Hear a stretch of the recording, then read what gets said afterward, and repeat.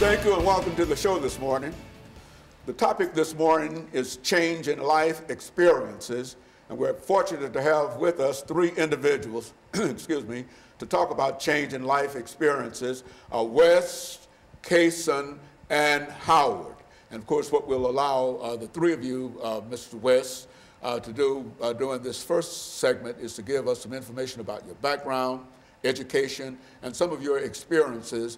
Also, Ms. Kason, I would like for you to do the same thing after Mr. West give that information. And finally, Howard, I would like for you to close us out with the last 2 minutes dealing with your background, education, experiences. And by the time we come out of this 6-minute segment, we should have some pretty good information in reference to who we are and what we're trying to do. Let's start off with you, Mr. West, by having you to give us some information in reference to your background, education, and some of your experiences. All right, my name is Bryson West. My education, I went to high school and got a little bit of college up under my belt, and but you know, I think most importantly is my background. Mm-hmm.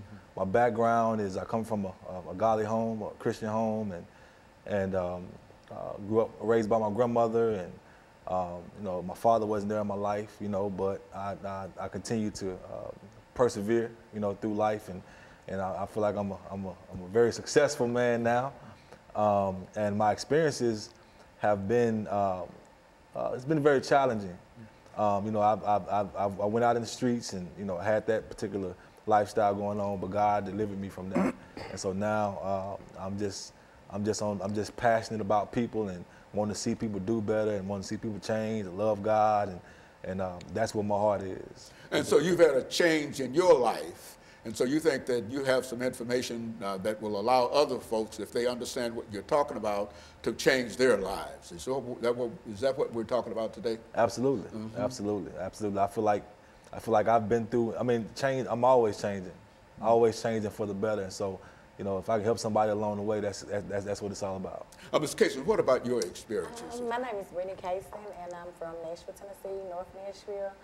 I grew up in the hoods, and I did have a lot of struggles growing up, but I've always been the one to love people, and I always wanted better. I fell to the system at a young age, so I made some terrible choices, but I paid for them. And then I'm just trying now to better and show other people that even though you fall, you can get back up and you can make it and be better. Mm-hmm. What are some of your experiences that you think that folks ought to be familiar with to know that you've changed? Well, everybody that knows me now, I've always done hair. I started doing hair off the porch when I was like 9 years old. Then I started in school, but I went to school after my incarceration period. And then I went, and now I'm working at my family-owned business salon, and then now I give back to the community. That's my gift back to others by going back into the community and showing them love and showing them, hey, it's better out here. In other words, you think that your experiences should be able to help others to overcome whatever negative things that they might have in their lives or their environment. And so you've lived it. Yes, sir. And so now you think that you can speak to it. Yes, sir. Okay, Mr. Howard, over the last 2 minutes, what about your situation and your experiences? I went to Metro Public Schools at Maplewood High School, and I went on to TSU.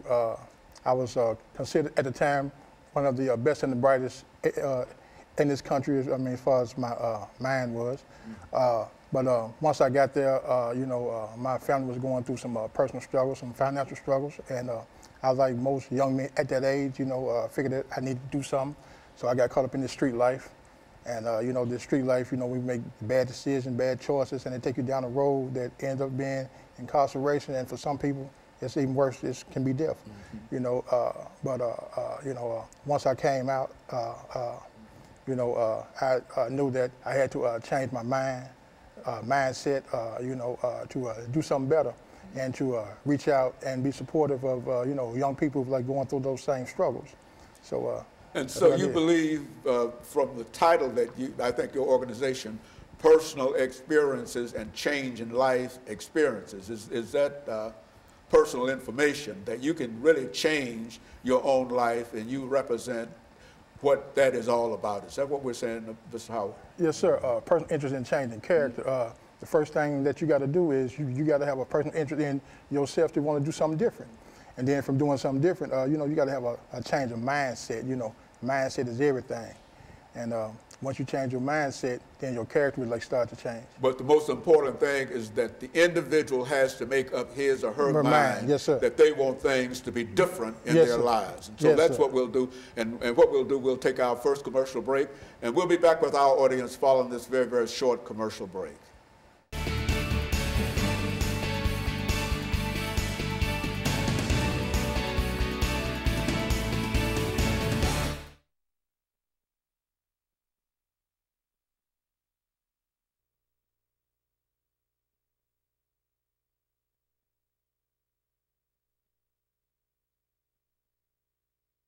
Excellent. This is 6 minutes, okay? Okay. Now, this 8-minute segment, we want to talk about what you want to talk about during this 8-minute segment. You want to talk about, we could take 8 minutes to talk about your changes, how you went through those changes, and where you are now. We could give you 3 minutes to talk about that. We can also give you 3 minutes to lay out some of your problems and some of your changes that made you able to come to tell the world about your situation this morning. And of course, Mr. Howard, you can do the same thing. That's what we want to do now, because I think you've demonstrated that it is possible to change. Yeah. But now, solidify that by saying that this is what happened to me, you see, and then tell that story, you see. And so, we've got 8 minutes. And that's about 2 minutes, 2 minutes, 2 minutes again. And then we'll have that last 2 minutes, because you might go over 2 minutes, you see. But, you know, keep it within that range, and then we'll have 8 minutes with that. And then the last segment, we'll have 10 minutes. And then we can branch out further in reference to it. But talk about yourself. Talk about why you have changed your life. You said what it means to you. All right? And so we'll call it personal interest and change in life experiences. I see what it means now. See, but that title is I see that. That happens all the time. You know, I can tell my own experiences. Yes, sir. You know, I mean, and you would believe. No, I believe, because I used to hear them stories. You wouldn't. No, you wouldn't. You wouldn't believe. Dr. Hayner, when I had your class, you used to share them experiences. You wondered how I got alive. So like we'll know, you know what I'm saying? Because, you know,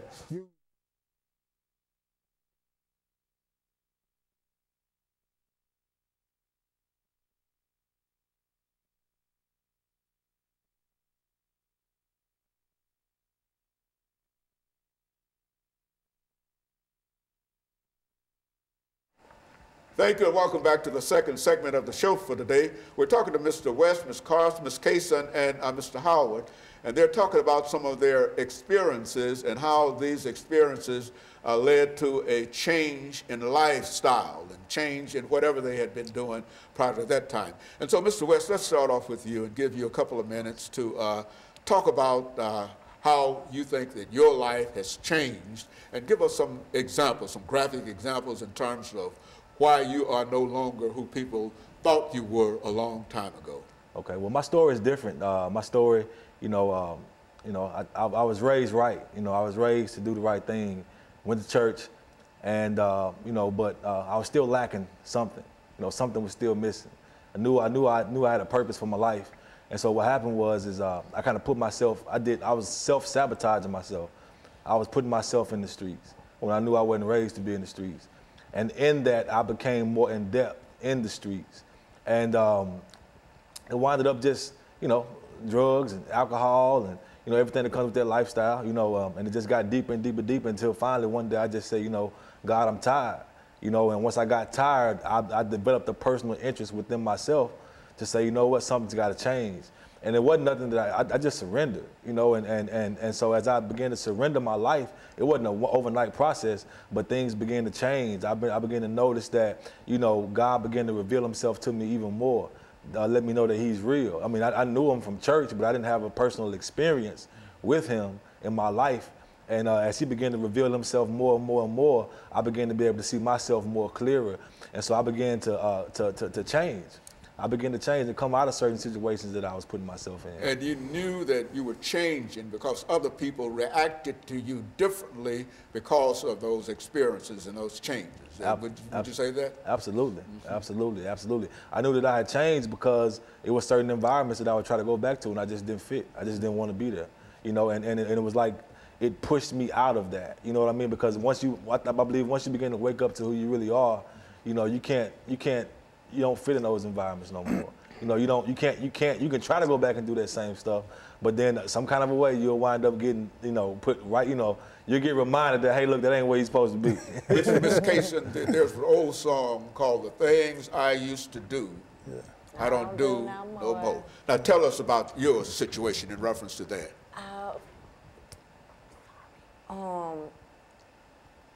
Basically, I was 21 and I decided, even though I knew church and I knew my mom had raised me in church and stuff, I was like in a struggle basically in my life, going back and forth of what's right and what's wrong to do. And so I jumped out in the streets head first, even though I was raised in church, but I also lived in the hood. And so I decided to go rob and thought I was not gonna get caught and got caught.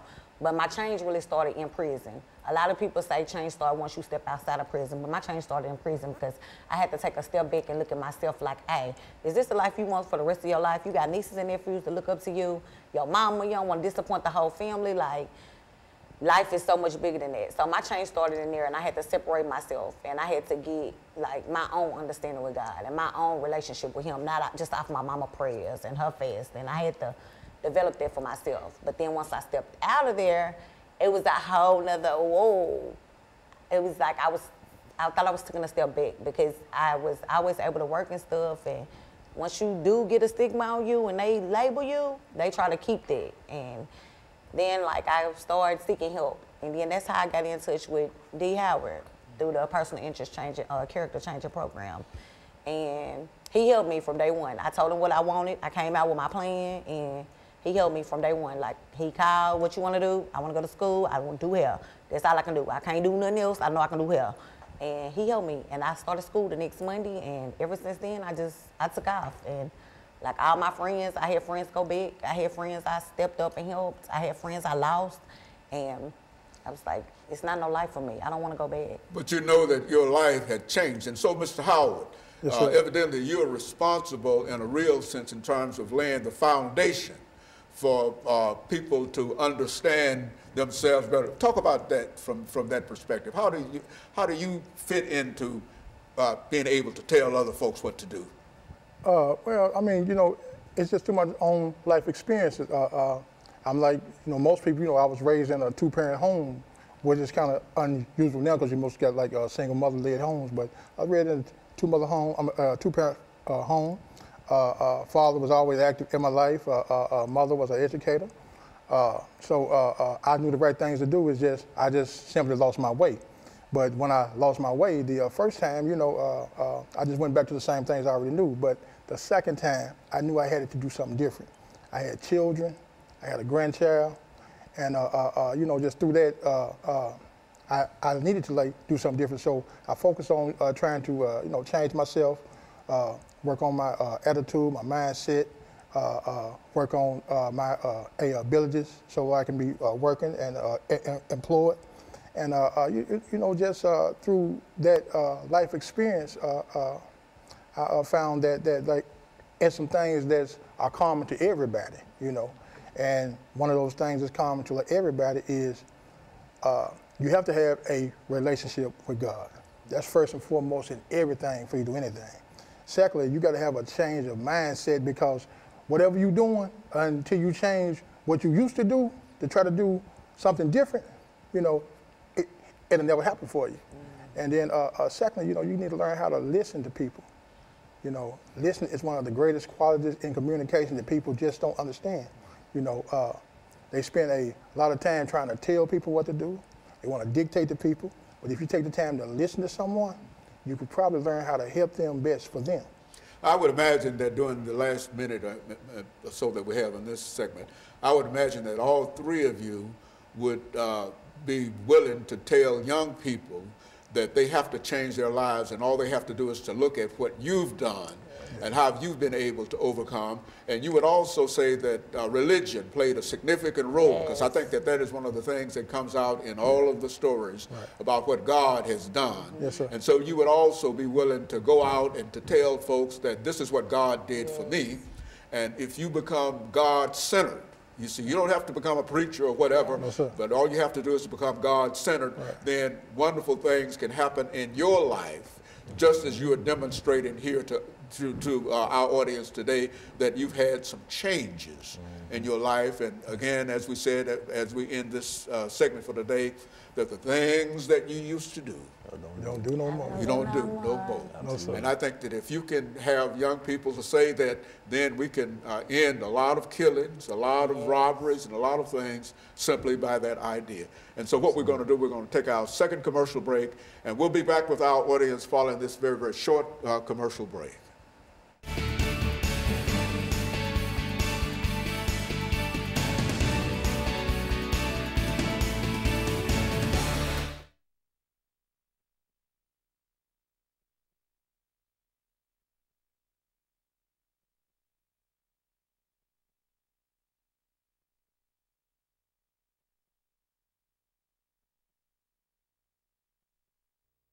And what you want to do is to tell that's what you're trying to do, Howard. You're trying to get young people involved to tell that story. And I think what all three of you demonstrated is that you are using religion, God, what God has done. That God, and I know if Pastor Walker sent you, I know his story too. Right. And if he sent you, he can tell you that what God can do, and he's a proponent of what God can do in our lives. And individuals have to make up their own mind.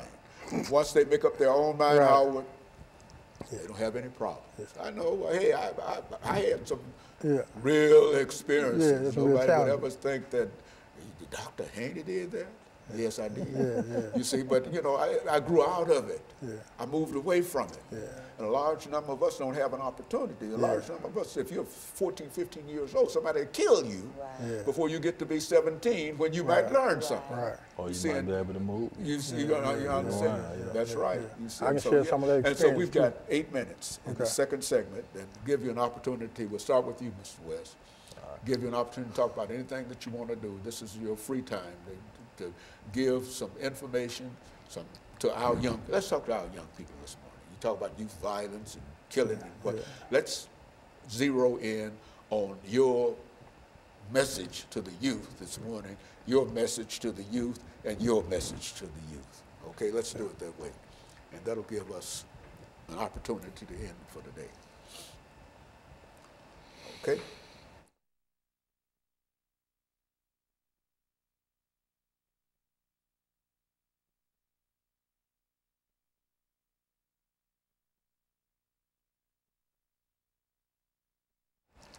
Thank you, and welcome back to the final segment of the show for today. We're talking to Mr. West, Ms. Kaysen, and Mr. Howard, and they're giving us some information relative to how they were able to overcome many of the obstacles that they faced in their early part of their lives. And so, Mr. West, let's have you this morning, recognizing that we've got a real problem with many of our young people killing and shooting and et cetera. Let's have you during this last segment to speak to the young people this morning. The same thing for you, Ms. Kaysen, and the same thing for you, Mr. Howard. Let's all speak to our young people this morning, black or white, male or female, or wherever they might be. Speak to them this morning and tell them why they should do what you've done.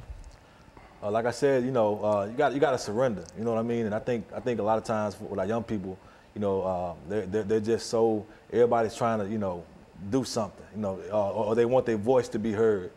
And like I was sharing with Brother Darryl the other night, you know, who was on the phone, and you know, with that, you know, they're gonna let their voice be heard, whether it's, you know, through gunfire, you know what I mean, whether it's through, you know, smoking, you know what I mean, you know, drugs, dope, whatever, you know. But you know, I want to let them know, man, that like you have a voice, you know what I mean, and your voice is powerful, you know, as a young person. And so, you know, just begin to realize, you know, for like we were saying, you know, you got to want it first, though. You know, like I run into a lot of young people who just don't want it. They just done gave up on life at a young age. I'm like, why you giving up so young? Like, you still got your whole life ahead of you. It's too young. You too young to give up. And so one thing that we do here at Personal Interest, man, we don't give up on them. You know, and I just want to encourage them, man, that like, you know, like we haven't given up on our young people. Like, yeah, it looks bad, it looks rough, but you know, there's hope. There's hope. And if we can just reach one of them, and then make that and allow them to know that like you can change. You know what I mean? If you just want it, you gotta want it though. Like, people can help you all day long, but if you don't want it, you know what I mean? Then yeah, you're gonna die. I mean, it's just point blank period. And the truth is that some of them just don't want it, and that's gonna be their end result. But our charge is to let them know that, hey, look, it's another way that you can do this thing, and to stick it out with them. You know what I mean? And not just talk about it, not just preach to them, but actually get out there in the field with them. Ms. Kaysen, what would you say to young women this morning? Not only African women, but any young lady this morning that might be going the wrong way. Tell them what they need to do. Well, I really just keep God first, as first and foremost. But even if you don't know God, get around somebody spiritual who can lead you to the right direction. But learn from my experience. Don't go through what I had to go through the hard way. Because once you do get a label, you're labeled that. And once they label you, it's no coming back from it, no matter what. They say you get expunged. Nah, it's a whole process you got to go through. And there's a lot of stuff you don't got to go through. Like, I just learn from me. Take my experience and run with it. Don't go through the life experience that you don't got to go through. Don't go through and have all these excuses because I'm in the hood, because it's hard, because everybody's doing it. Do something different. Make school your goal. Make whatever you want to be like far as your future your goal. Make something worth talking about.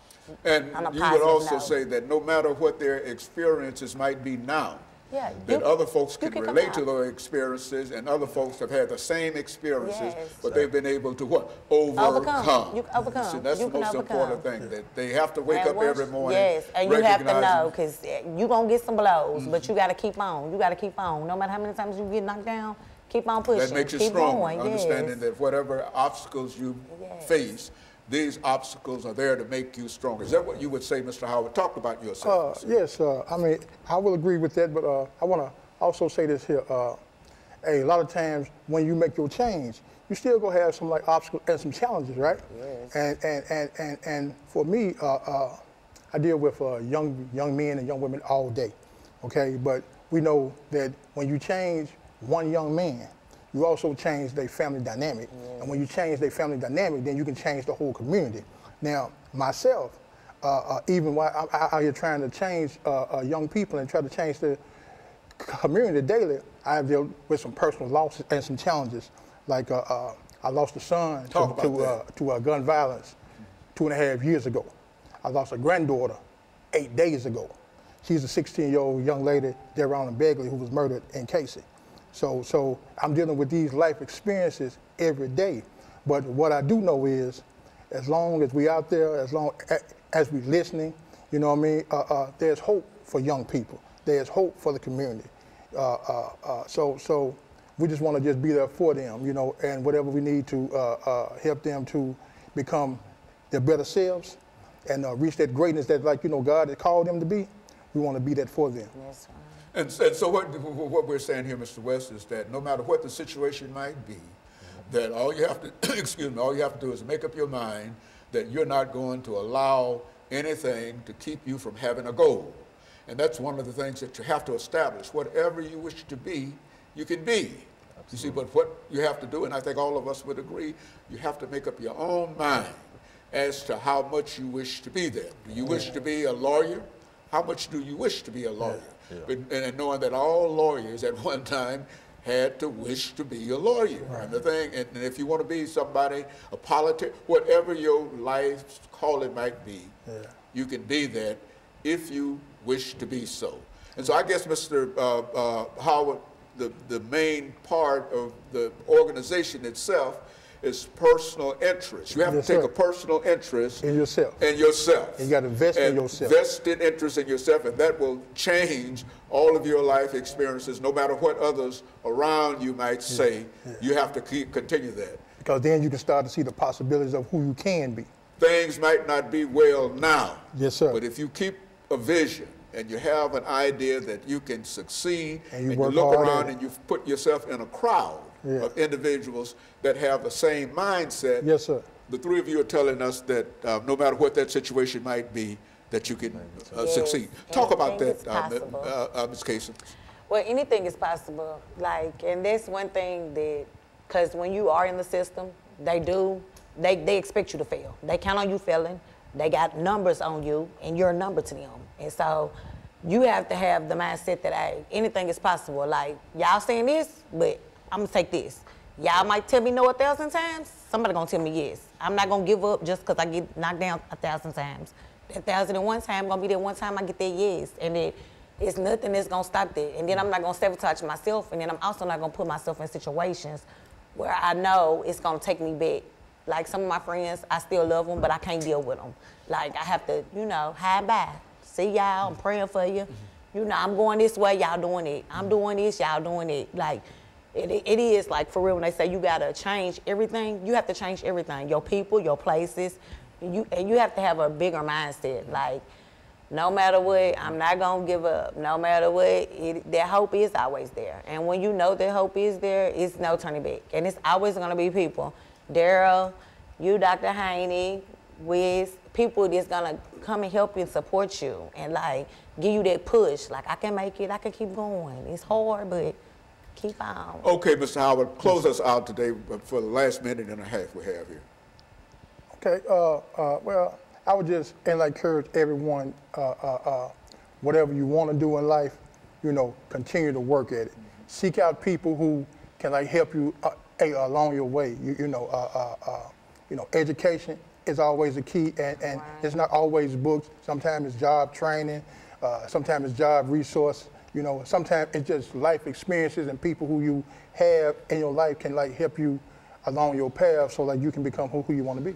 And become familiar with some of the books and whatnot. Go to the library and find how to make friends and influence people. And follow something like that. And understand the concepts that are part of that and apply those concepts to your life. And you will find that slowly you will find that you are not doing the things that you used to do. And you can stand up proudly and tell people, Ms. Kaysen, the things I used to do. That's an old song, but and I think that if you can say the things I used to do, if those things were negative, you don't do no more. If you and by believing in that concept, reading some information about it, anything that you can do in order to further that idea and get that thought in your mind, you will be successful. And let me thank the three of you for coming by and giving us some information, not only us, but giving young people some information in terms of what they have to do and how they can do. And it's not, it's cheap in terms of financially. You don't have to have a lot of money to do this. But anyway, let me thank the three of you, and let me encourage our audience to tune in again next week for another informative edition of Comments. Thank you, and